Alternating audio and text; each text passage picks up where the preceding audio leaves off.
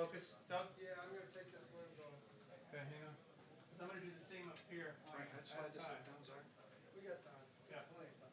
Yeah. He's not coming out. I know.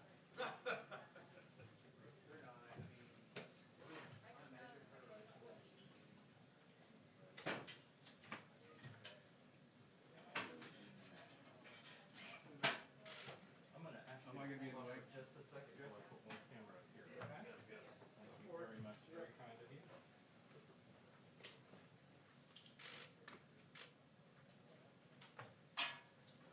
You good, Doug? You need focus?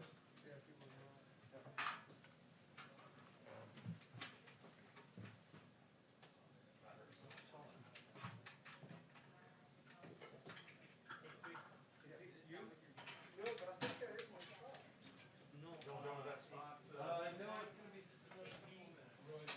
No. Oh, so why was Brendan here? Hold on, Javen, one more? Carlos. I'm No. here. I think ISP's in the corner. Look at the map. Javen. Yeah. Washington Post was center last time. I don't know what was last. Right there, Washington Post. This is you. No, look at the list below that camera. No, the camera you just touched. That's the list. That's who was center last time. You good, Doug? Yep, thank you. So you got to rotate everything. Washington Post is there. So you're 5 spots from your ring. So, what is it? 1, 2, 3, 4, 5. So where's Kevin? Can you help Jim? Yeah, we're on a minute. Oh, I'm here. So I'm up here. You're here? Yeah. No, am I?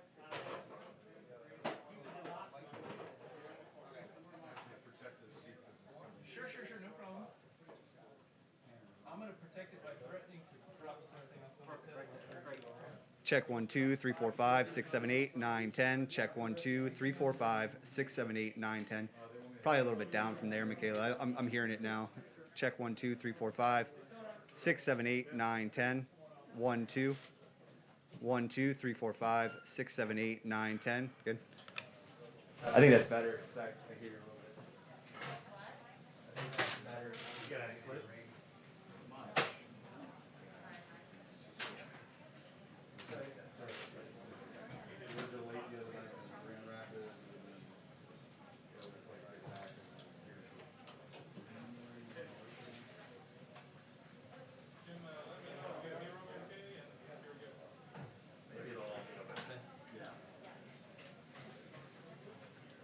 Hey, I got you. Yeah, I'm just off to the side a touch as they, our friends in the still photography business prepare for the money shot. Yeah, you want to aim it from here? Just a little bit. What time do they want you, Jeff? They may not, but we're just going to stand by. I might come in and do this again. So cold. Yeah, let me just make sure I can. Can I get a focus check? Jim. Never mind, sorry. I thought you were. Yeah, All right, Jim. Jim, maybe you're clear. Oh, okay, thanks. Check WH5 for me. Hi, Kara, I have you, yeah. Has the RoboCam out to... Dougie. Yeah. You stand at the podium. We've got the joystick. Dude. We good? Auto focus. Tracking. Good, Ed. Can we set it up? Hold on, I think this isn't my camera, that's why. My camera's set up to do that. Hold on. It's front, turn the front focus button on, right? Yeah. Camera first. Hey, Chris, I got two. Jim in the briefing room, Jim in the briefing room, check. Okay, so, did you see the other one too? Okay. Okay, great. Okay, let me clear it up. Dougie. Yeah. Audio test, testing 1 2 3. Audio test, test. Pardon me? I did not expect to be in here today. Camera 5, Dougie? What? 5? Yeah, I'll show you. I gotta look at it from that side. I can't look at it upside down. That's the dyslexia. I have it as a what's it called?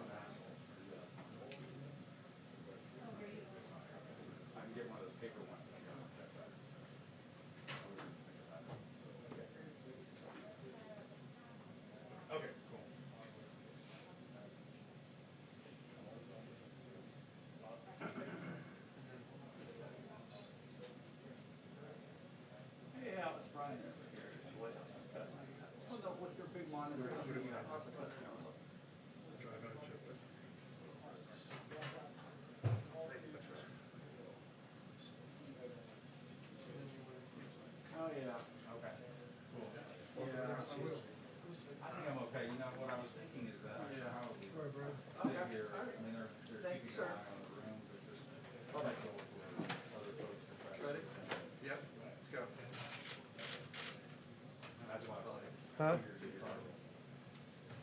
You got it on.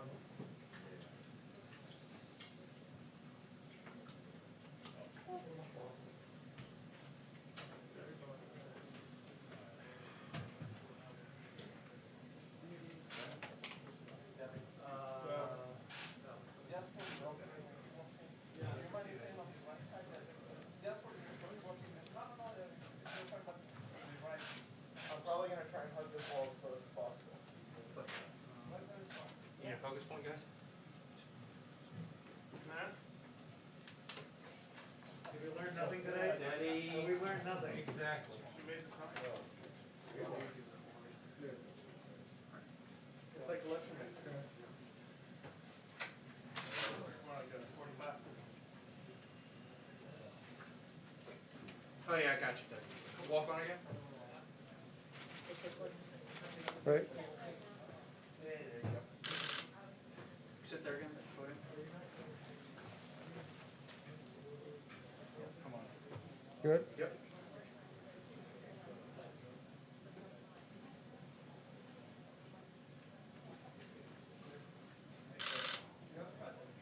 Hey, Chip, are you gonna be down for a walk-in? Oh yeah, no, I'm gonna stand right here. I mean, you wouldn't be the first, I'm just checking. I know, well, I mean, if, I have to stand there because these remotes are in my way otherwise. Is that not high enough for you? Yeah, they're in my way. It's like that wizard down They here. don't call him photobomb Chip for nothing. That's right. That's my middle name. Not even my nickname, my parents gave me that name. It's a nice German name, Bomb. Yeah. And just as soon as those remotes are out of my way, I'll be able to sit down again. Yeah, well. Hi, buddy. Sorry. Just don't knock that.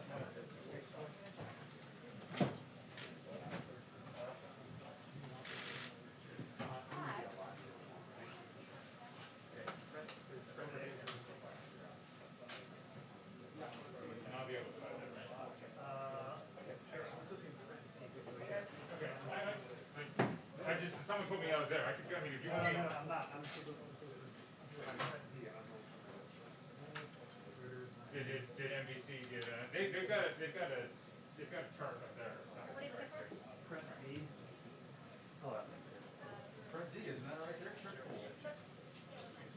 That's the print pool? Yeah, print pool right there. No, that's the main. Thanks, guys. See you.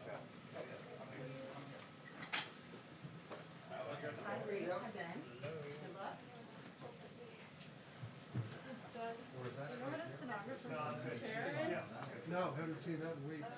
The folding one? Is it usually back there? No, No, it was a one with the yellow pad on it, right here, with the wooden one. Is it? Oh, the one with the cushion, the real nice wooden one? I'll bring it right to you. Oh, Chip, No, yeah. it was. You gotta get it off eBay now. Chip will sell it to you.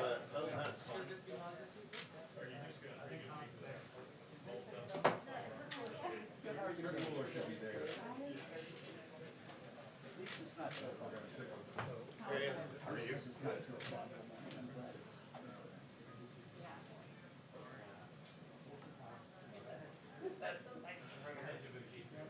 There's a chair, but that's not, you don't need that pillow. Doug, right behind you, buddy. Yes, sir.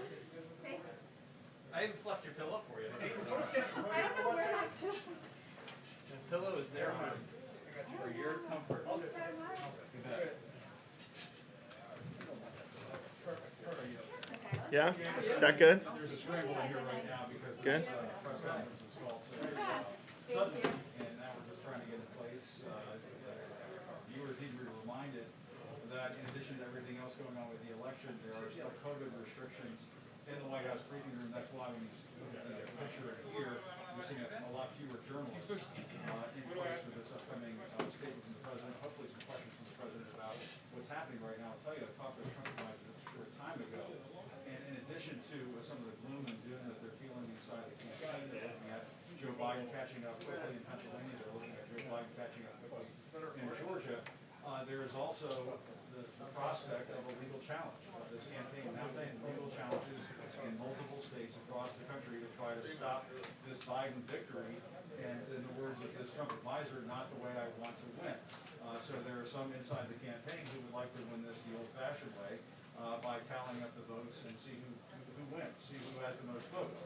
Obviously, there are some people inside the campaign, and the president may be leading the charge on this, who feels that he is being robbed, and so therefore he has to do what he has to do in court. Now, obviously, you know, that is not in line with the facts. We heard the Pennsylvania Secretary of State speak just a short while ago saying she has not seen any instances of voter fraud. As we know historically, there is no widespread voter fraud in the U.S., but the president is going to try to bend reality, bend the facts, bend the truth in his direction in the hopes of trying to make something happen on the legal front. The other thing that is confounding this campaign, and it's going to be a problem for them when they get into court, is that they are arguing for the stoppage of counting in some states and arguing for the continuing of counting in other states. That's obviously something that is going to be a giant red flag, pointed out by any judge when the Trump lawyers go into court. And so I suspect, Anderson, when the president comes in here, he's going to want to make a statement. He is going to want to look like he's in charge. He's been watching Joe Biden go out there and make these sort of statesman-like statements over the last couple of days. And the president wants, I think, to reclaim the mantle, reclaim the Oval Office to some extent here.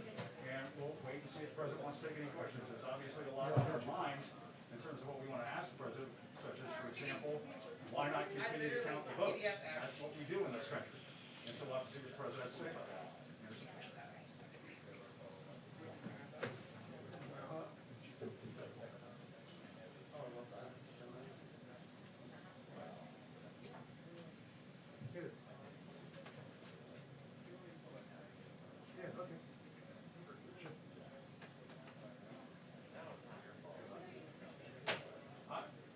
So yes, Andrew, they do not have a consistent position. They want to continue counting in states where perhaps he might be, he got a win, and they want to stop counting in states where he's in trouble. And that, I think most Americans would look at that and just see that as being something that just doesn't stand up. And but the president is watching the lights go out on his presidency right now.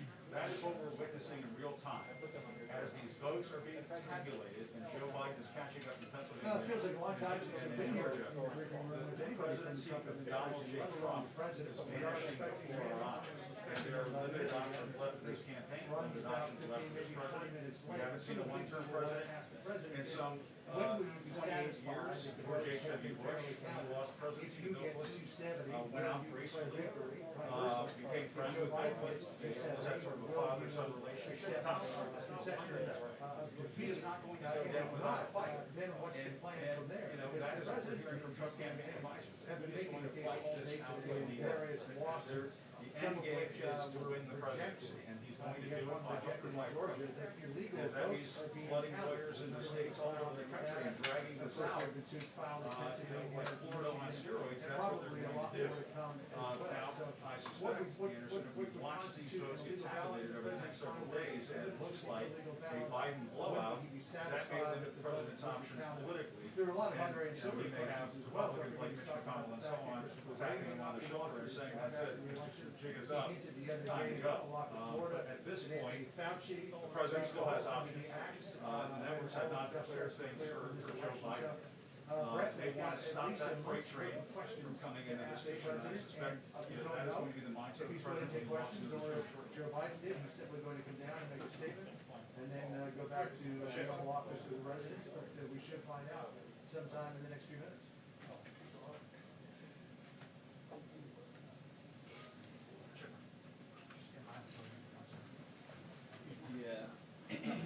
They are still talking about Wisconsin. I've talked to a couple of senior advisors who acknowledge that this is Wisconsin is not going to work out that margin.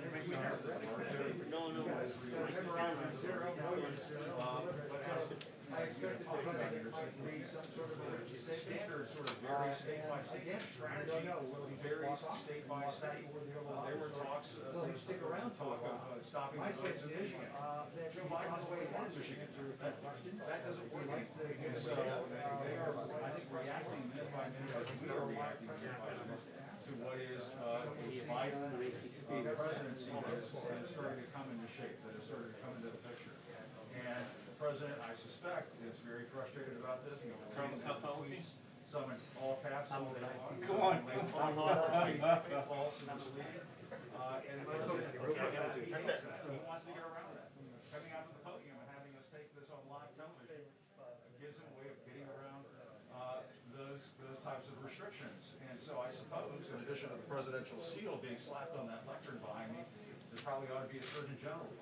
What you're about to hear from the President of the United States may not be in line with the facts, may be hazardous to your democracy, may be hazardous to the counting of the votes. I suspect when the President comes out here, we're going to see a fair amount of bending of the truth. I just think we just all have to be prepared for that.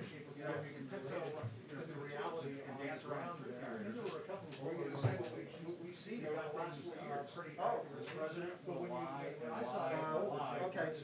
Struck 17 down in Wisconsin. I suspect I'm not sure in what we'll see world where that that would goes go out. but that could potentially send a signal to voters that it's a lost cause. Okay, great. I'm telling you, I think that notion was Great, okay. overridden by the enthusiasm Right. that the president generated on the campaign trail. I was at a rally in the closing days in Green Bay.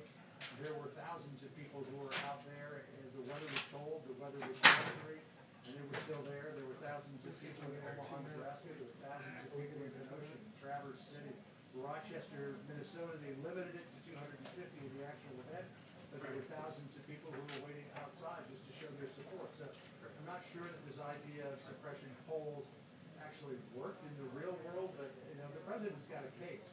I truly believe that the polling was so horribly inaccurate for the most part as it was in 2016.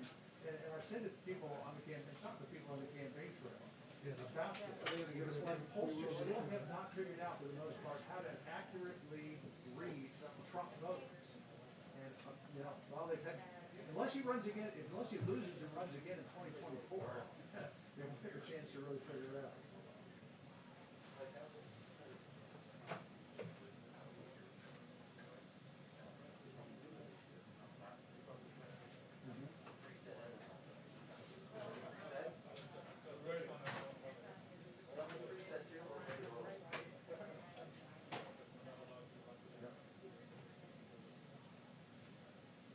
Two run-ups,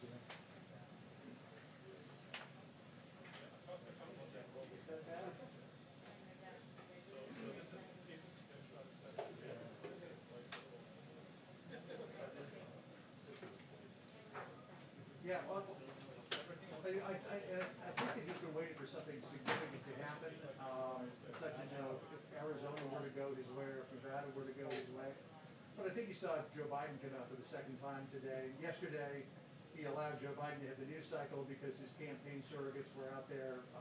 They were really sort of leading the charge for the president in terms of where this was going to go. As far as the vote count goes, as far as the lawsuits go. But I think when Biden came, I was told yesterday, Biden came out, the president would probably come out. He didn't.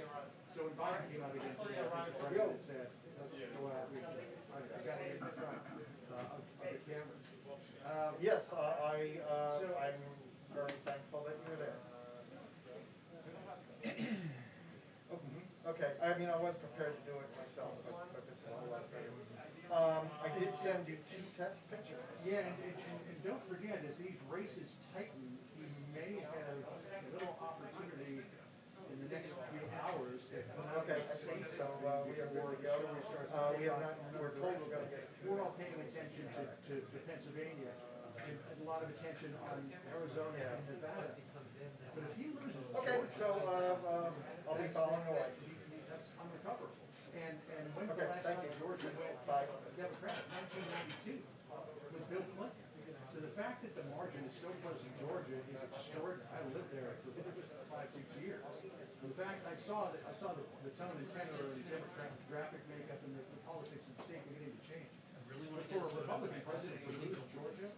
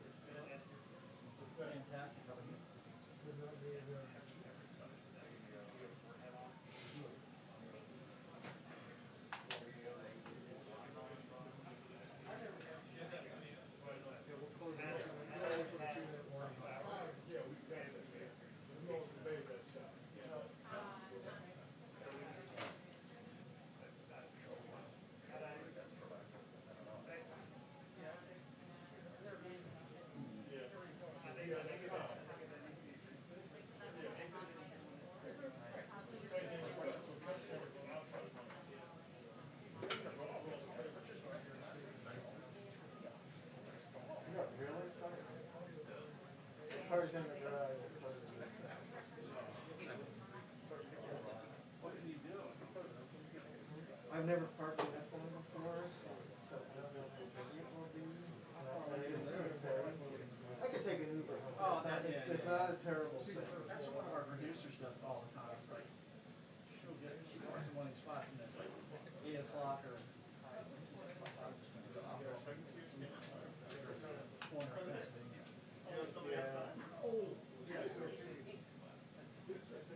Then my wife wanted a car. It's gonna Uber. Oh, yeah. Yeah, she's okay. Yeah. I will text her. Yeah. I'd stay on the far edge.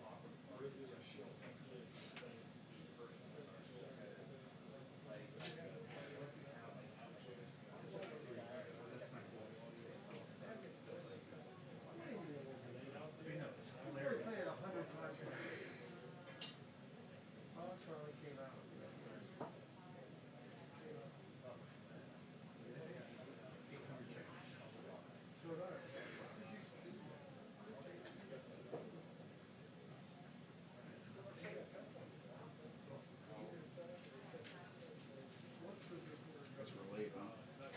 I think so. What? So we were just talking about that. That's never happened. I have Pilates at 7:30. I don't know if they know that. What's that? I have Pilates at 7:30. I don't know if they know that.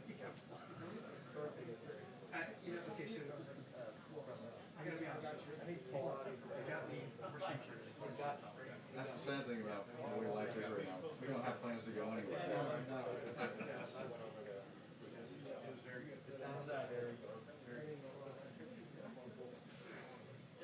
Yes. It's on? Dance?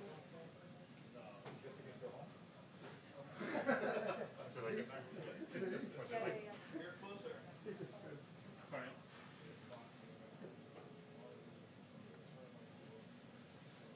Thank you. Can you get your clothes? No.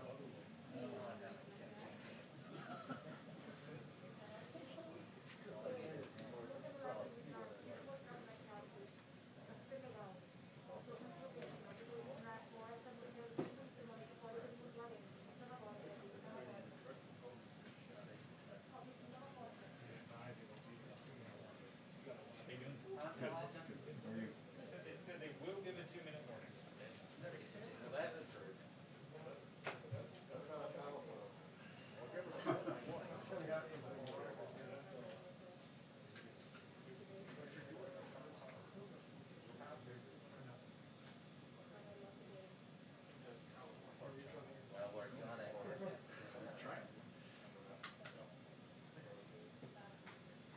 Oh, you got them here? Yeah, I know where.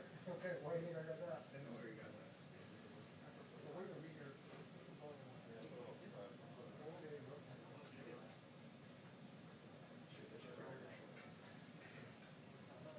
You already gave me code. Just give me free. People wonder why I drink. I'm sorry, I spent the last month with you 8 feet away from you. Yeah, you don't both have to go now? I'm not getting it. I don't want that. Well, you got the vaccine. Yeah, you guys, you and, Robert's got the vaccine. He yeah, that's doesn't what I was want me gonna to say, stand in line you with and him. Robert.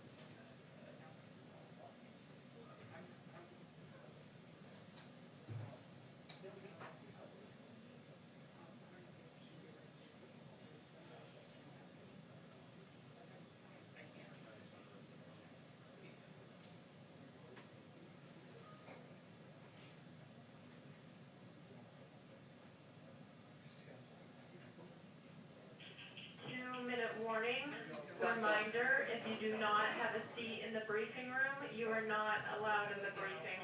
2-minute warning, guys. 2-minute warning. 2-minute warning.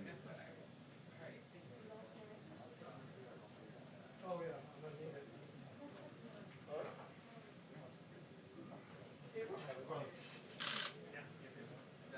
Down in front.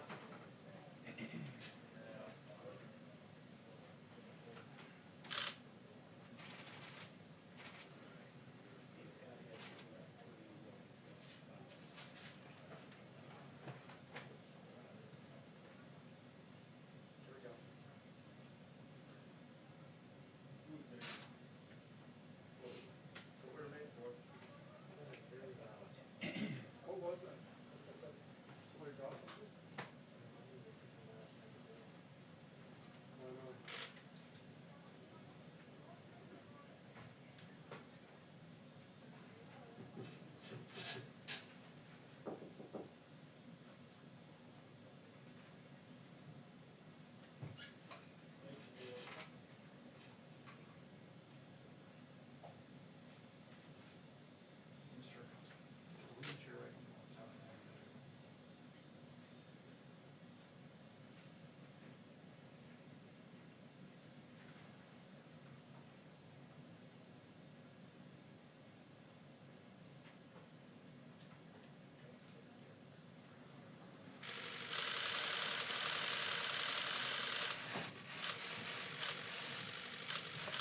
Thank you very much. Thank you.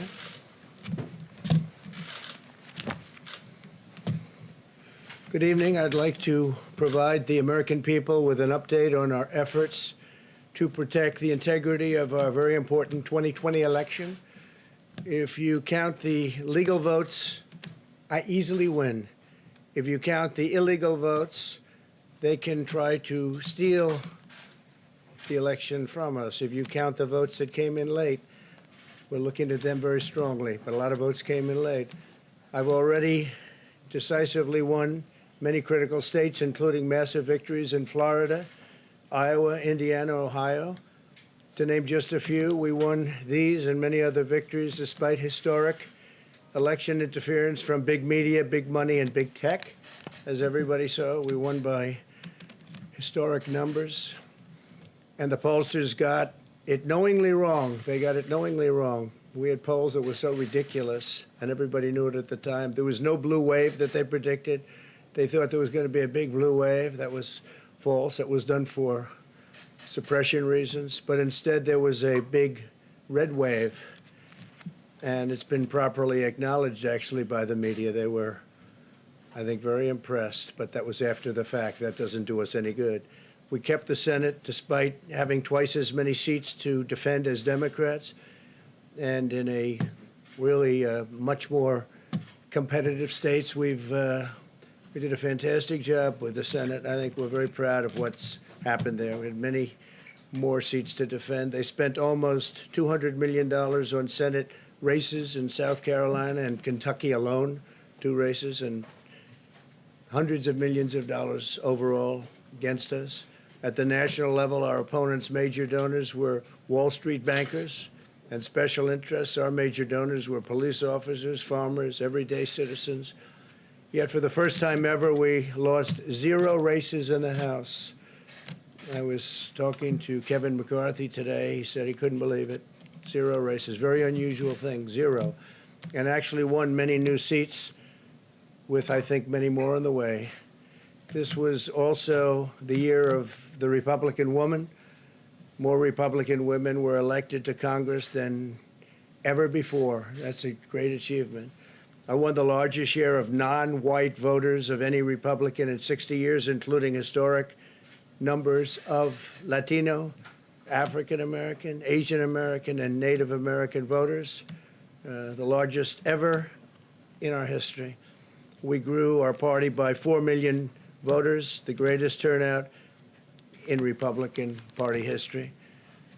Democrats are the party of the big donors, the big media, the big tech, it seems, and Republicans have become the party of the American worker, and that's what's happened. And we're also, I believe, the party of inclusion. As everyone now recognizes, media polling was election interference in the truest sense of that word by powerful special interests.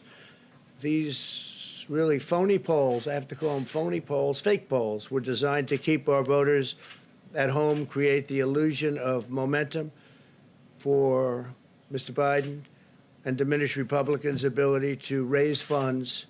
They were what's called suppression polls. Everyone knows that now. And it's never been used to the extent that it's been used on this last election. To highlight just a few examples, the day before election, Quinnipiac, which was wrong on every occasion that I know of, had Joe Biden up by 5 points in Florida, and they were off by 8.4 points, and I won Florida easily.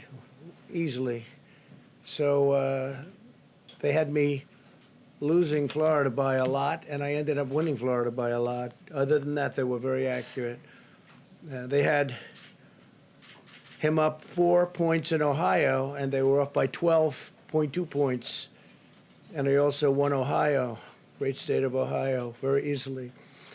The Washington Post said Biden up 17 points in Wisconsin, and it was basically even. They were off by about 17 points. And they knew that. They're not stupid people. They knew that. Suppression. There are now only a few states yet to be decided in the presidential race. The voting apparatus of those states are run in all cases by Democrats. We were winning in all the key locations by a lot, actually. And then our numbers started miraculously getting whittled away in secret. And they wouldn't allow legally permissible observers. We went to court in a couple of instances, and we were able to get the observers put in. And when the observers got there, they wanted them 60, 70 feet away, 80 feet, 100 feet away, or outside the building to observe people inside the building.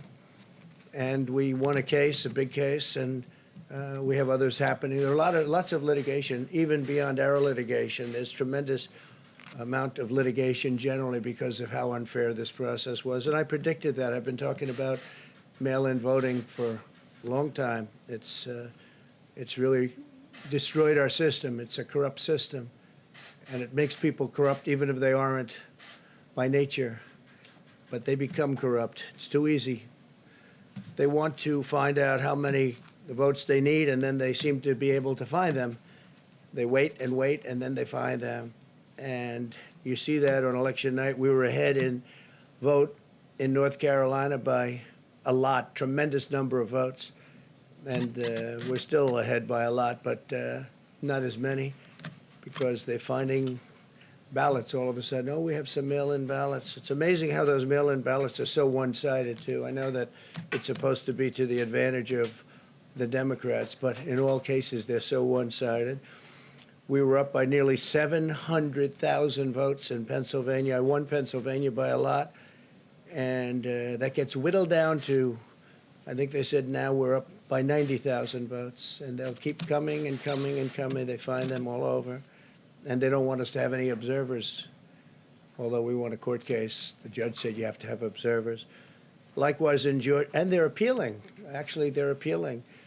We won a case that we want people to watch, and we want observers, and they're actually appealing, which is sort of interesting. I wonder why they'd appeal, that all we want to do is have people watch as they do the vote tabulations. Likewise in Georgia, I won by a lot, with a lead of over getting close to 300,000 votes on election night in Georgia. And by the way, got whittled down, and now it's getting to be to a point where I'll go from winning by a lot to perhaps being even down a little bit. In Georgia, a pipe burst in a faraway location, totally unrelated to the location of what was happening, and they stopped counting for 4 hours, and a lot of things happened. The election apparatus in Georgia is run by Democrats. We also had margins of 300,000 in Michigan. We're way up in Michigan, won the state. And in Wisconsin, we did likewise fantastically well. And that got whittled down. In every case, they got whittled down. Today, we're on track to win Arizona. We only need to carry, I guess, 55% of the remaining vote, 55% margins, and that's a margin that we've significantly exceeded, so we'll see what happens with that, but we're on track to do okay in Arizona.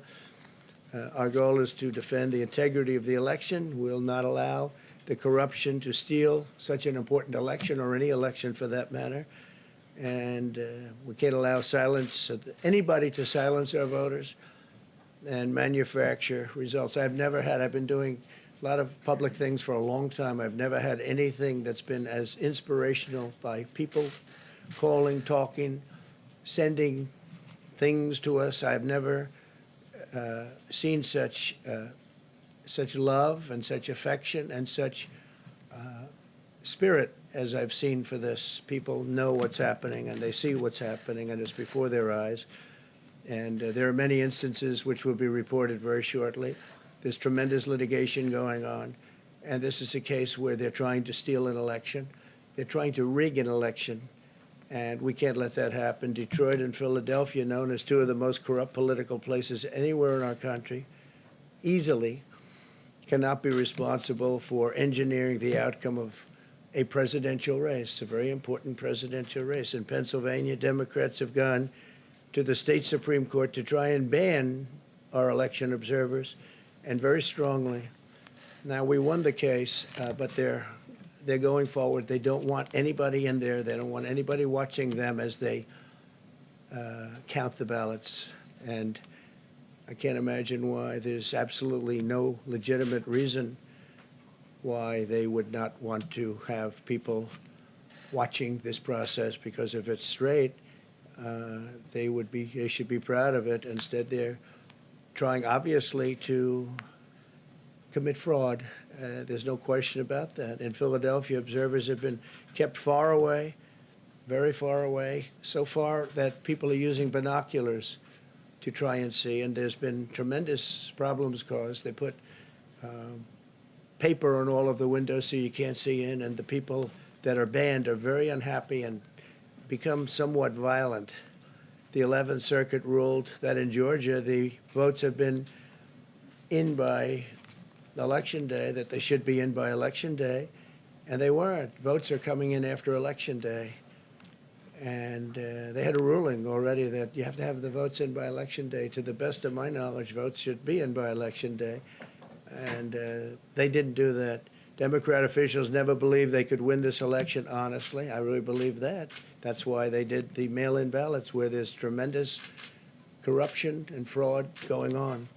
That's why they mailed out tens of millions of unsolicited ballots without any verification measures whatsoever. And I've told everybody that these things would happen, because I've seen it happen. I watched a lot of different elections before they decided to go with this big, massive election with tens of millions of ballots going out to everybody, in many cases totally unsolicited. This was unprecedented in American history. This was by design, despite years of claiming to care about the election security. They refused to include any requirement to verify signatures, identities, or even determine whether they're eligible or ineligible to vote. People are walking in there. They have no idea. They're just taking numbers. They're writing down things, the workers, and doing a lot of bad things. And we have a lot of information coming and litigation that you'll see that will shake even you people up. And you've seen it all. The officials overseeing the counting in Pennsylvania and other key states are all part of a corrupt Democrat machine that you've written about, and for a long time you've been writing about the corrupt Democrat machine. I went to school there, and I know a lot about it. It hasn't changed. It's a long time ago, and hasn't changed. It's gotten worse. In Pennsylvania, partisan Democrats have allowed ballots in the state to be received 3 days after the election, and we think much more than that. And they're counting those without even postmarks or any identification whatsoever. So you don't have postmarks, you don't have identification. There have been a number of disturbing irregularities across the nation. Our campaign has been denied access to observe any counting in Detroit. Detroit is another place, and I wouldn't say it has the best reputation for election integrity. Poll workers in Michigan were duplicating ballots, but when our observers attempted to challenge the activity, those poll workers jumped in front of the volunteers to block their view so that they couldn't see what they were doing. And it became a little bit dangerous. One major hub for counting ballots in Detroit covered up the windows again with large pieces of cardboard. And so they wanted to protect and block the counting area. They didn't want anybody seeing the counting, even though these were observers who were legal observers that were supposed to be there. In Detroit, there were hours of unexplained delay in delivering many of the votes for counting. The final batch did not arrive until 4 in the morning, and even though the polls closed at 8 o'clock, so they brought it in, and the batches came in, and nobody knew where they came from. We've also been denied access to observe in critical places in Georgia. In multiple swing states, counting was halted for hours and hours on election night, with results withheld from major Democrat-run locations only to appear later. And they suddenly appeared, and they all had the name Biden on them, or just about all, I think almost all. They all had the name Biden on them, which is a little strange. I challenge Joe and every Democrat to clarify that they only want legal votes, because they talk about votes, and I think they should use the word legal votes. We want every legal vote counted, and I want every legal vote counted. We want openness and transparency, no secret count rooms, no mystery ballots, no illegal votes being cast after Election Day. You have Election Day, and the laws are very strong on that. You have an Election Day, and they don't want votes cast after Election Day, and they want the process to be an honest one. It's so important. We want an honest election, and we want an honest count, and we want honest people working back there, because it's a very important job. So that's the way this country is going to win. That's the way the United States will win, and we think we will win the election very easily. We think there's going to be a lot of litigation because we have so much evidence, so much proof, and it's going to end up perhaps at the highest court in the land. We'll see. But we think there'll be a lot of litigation because we can't have an election stolen like this. And I tell you, I have been talking about this for many months with all of you, and I've said very strongly that mail-in ballots are going to end up being a disaster. Small elections were a disaster. Small, very easy to handle elections were disastrous. This is a large-scale version, and it's getting worse and worse every day. We're hearing stories that are horror stories, absolute horror stories. And we can't let that happen to the United States of America. It's not a question of who wins, Republican, Democrat, Joe, myself. We can't let that happen to our country. We can't be disgraced by having something like this happen. So it will be hopefully cleared up, maybe soon, I hope soon, but it'll probably go through a process, a legal process. And as you know, I've claimed certain states, and he's claiming states, and we can both claim the states, but ultimately I have a feeling judges are going to have to rule. But there's been a lot of shenanigans, and we can't stand for that in our country. Thank you very much.